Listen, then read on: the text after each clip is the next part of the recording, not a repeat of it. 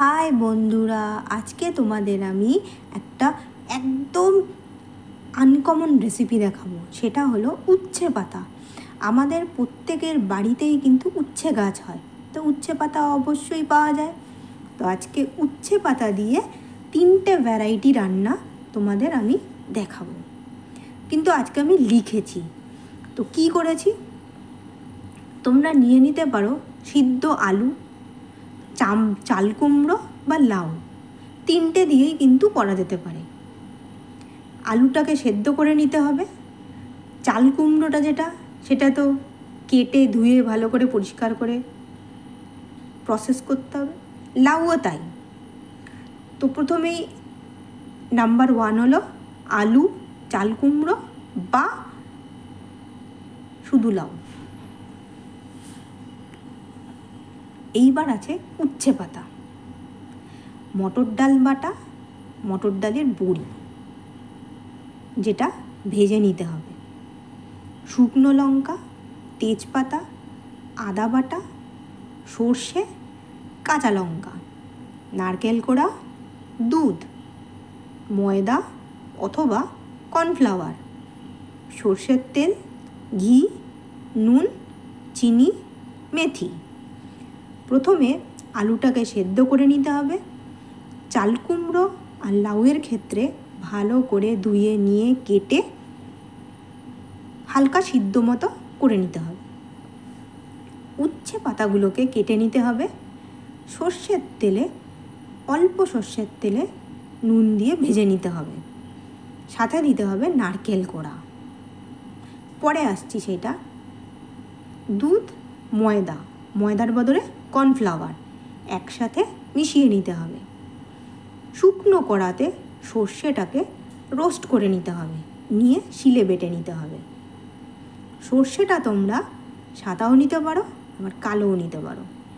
মটর ডালের বড়া ভেজে নেবে, আর বড়ি ভেজে নিতে হবে। ভেজে নিয়ে 1 বাটি জলে ভিজিয়ে রাখো।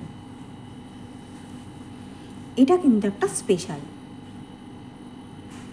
এইবার ওই তেলে শুকনো লঙ্কা, তেজপাতা, মেথি ফোড়ন দিয়ে তার মধ্যে সিদ্ধ আলু অথবা চাল কুমড়ো অথবা লাউ দিয়ে দিলে, এরপর কড়াতে সামান্য তেল নিয়ে তাতে উচ্ছে যে কেটে রাখা যে পাতাগুলো সেগুলো নুন দিয়ে ভেজে নেবে।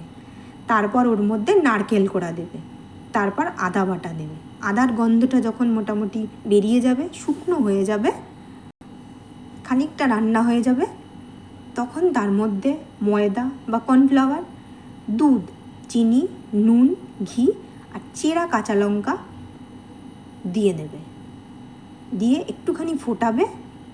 ফুটিয়ে সর্ষের যে গুঁড়োটা করা হয়েছিল রোস্ট করার পর সেটা ছড়িয়ে দেবে। এরপর ভাজা বড়ি আর যে বড়াগুলো আলাদা করে রাখা হয়েছিল সেই বড়াগুলো দিয়ে দেবে। দিয়ে দেওয়ার পর আঁচটাকে বন্ধ করবে, 5 মিনিট রেখে দেবে, আর তারপর পরিবেশন করবে। এটা একদম আনকমন একটা রেসিপি। আলু, চাল কুমড়ো বা লাউ দিয়ে করতে পারো। খুবই সুন্দর একটা নিরামিষ রেসিপি, বাড়িতে বানিয়ে দেখতে পারো। এটা আমিও তোমাদের বানিয়ে দেখাবো। তার আগে এই রেসিপিটা আজকে তৈরি করলাম, তো সেই জন্য তোমাদের দেখিয়ে দিলাম। তোমরা এরকমভাবে বানিয়ে নিতে পারো এই রেসিপিটা। অসাধারণ একটা সুন্দর রেসিপি, নিরামিষ রেসিপি। তো বন্ধুরা, বানিয়ে তোমরা দেখে খেয়ে অবশ্যই জানিও কীরকম হয়েছে। তো ভিডিওটা দেখার জন্য সবাইকে ধন্যবাদ।